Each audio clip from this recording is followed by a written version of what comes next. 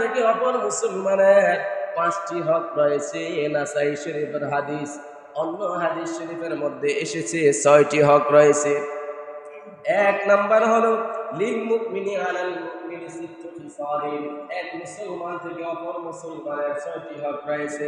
1 number হলো ইয়াউদুহু ইদা মারিদা, যখন কোন মুসলমান অসুস্থ হয়ে যায়, আপনার চাচা যখন অসুস্থ হয়, আপনার ভাই যখন অসুস্থ হয়ে যায়, আপনার প্রতিবেশীর মানুষ যখন অসুস্থ হয়ে যায়, আপনার কানের মধ্যে যখন এই মেসেজটা আসবে, এই সংবাদ আপনি শুনবেন, ওই মুসলমানের হক আপনার প্রতি রয়েছে। আল্লাহর হাবিব বলেন, যে ব্যক্তি অসুস্থ হবে আর যে সুস্থ থাকবে, সুস্থ ব্যক্তি অসুস্থ ব্যক্তির খোঁজ খবর নেবে, পাশে যাইলে বসবে, মাথার মধ্যে হাতটা ধরিয়ে নেবে আর তাকে সান্ত্বনা দিবে। ওগো আল্লাহর বান্দা, হে আমার ভাই, আপনার রোগ হয়েছে, বিমার হয়েছে, আপনার কোনো টেনশন করবেন না, চিন্তা করবেন না। রোগ দেওয়ার মালিক আমার আল্লাহ, ভালো করে দিবেন আমার আল্লাহ। এর চাইতে আরো বড় বড় রোগ গলা ব্যক্তিরা ভালো হয়েছেন। আল্লাহ পাক আপনাকে সুখলিক সময় রোগ দিয়ে পরীক্ষা করতেছেন।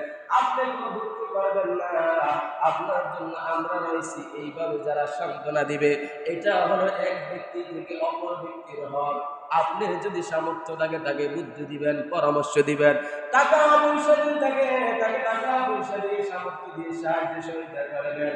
এই হক যারা আদায় করবে তারা প্রকৃত মুসলমান, পরিপূর্ণ মুসলমান। 2 নাম্বার হলো ওয়াশহাদুহু ইদা মাতা, যখন ব্যক্তিটা মারা যাবে, আপনি যখন শুনবেন মারা যাওয়া ব্যক্তির হক রয়েছে আপনার উপর, জানাজার নামাজের মধ্যে আপনি উপস্থিত হবেন, জানাজার নামাজ সমাপ্ত করে যে মাত্র আপনি তার জন্য দোয়া করবেন, যেদিন আপনার দোয়ার উসিলায় আমার আল্লাহ রাব্বুল আলামিন ওই মৃত ব্যক্তির জিন্দেগীর সমস্ত গুনাহগুলি মাফ করে জান্নাতি বলে ঘোষণা দিবেন। ওই ব্যক্তিটাও ডাক দিয়ে বলেন, আল্লাহ, আজকে আমি যার দোয়ার উসিলায় জান্নাতি ব্যক্তি হিসেবে বিবেচিত হইলাম, ওই আমার মুসলমান ভাইকে যতক্ষণ পর্যন্ত তুমি জান্নাতি বলে ঘোষণা না দিবা, ততক্ষণ পর্যন্ত আমিও তোমার জান্নাতের মধ্যে প্রবেশ করব না। জোরে বলুন সুবহানাল্লাহ, আল্লাহু আকবার বলে সবাই। আল্লাহর হাবিব জাহানের বাদশা নবী বলেন, এক মুসলমান থেকে অপর মুসলমান ব্যক্তির হক পাওয়া যদি আদায় না করে, কিয়ামতের ময়দানে আসামির কাঠগড়ায় দাঁড়াতে হবে। আর আজকে আমাদের চরিত্র হয়ে গেল 1 টাকার জন্য, 5 টাকার জন্য, 1000, 10,000 টাকার জন্য এক ব্যক্তি আরেক ব্যক্তিকে খুন করে, গায়ের মধ্যে আঘাত করে। ইসলাম কখনো এটাকে অনুমোদন করে না। মারামারি, কাটাকাটি ইসলাম এটাকে অনুমোদন করে না। ক্ষমা করতে শিখুন। এক মুসলমান যখন আপনাকে গালি দিয়েছে, আপনি তাকে ক্ষমা করে দেন।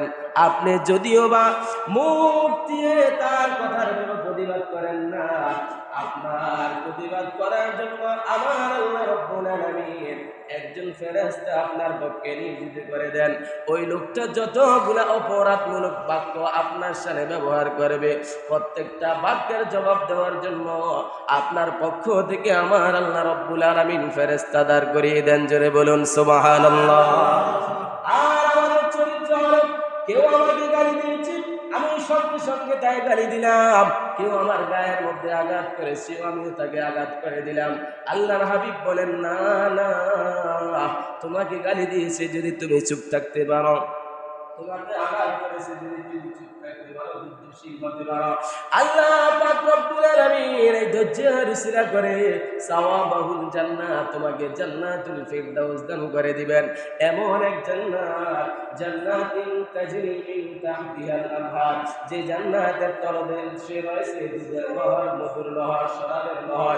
এমন শরাব রয়েছে জান্নাতের তলদেশে, যেই শরাব কোন মানুষ যদি একদিন যাররা পরিমাণ, 1 পেয়ালা পরিমাণ পান করে, আল্লাহর হাবিব বলেন কিয়ামত পর্যন্ত আর আল্লাহ পাকের ওই বান্দা আমি রাসূলের উম্মতের কোনোদিন পানির পিপাসা লাগবে না। জোরে বলুন সুবহানাল্লাহ।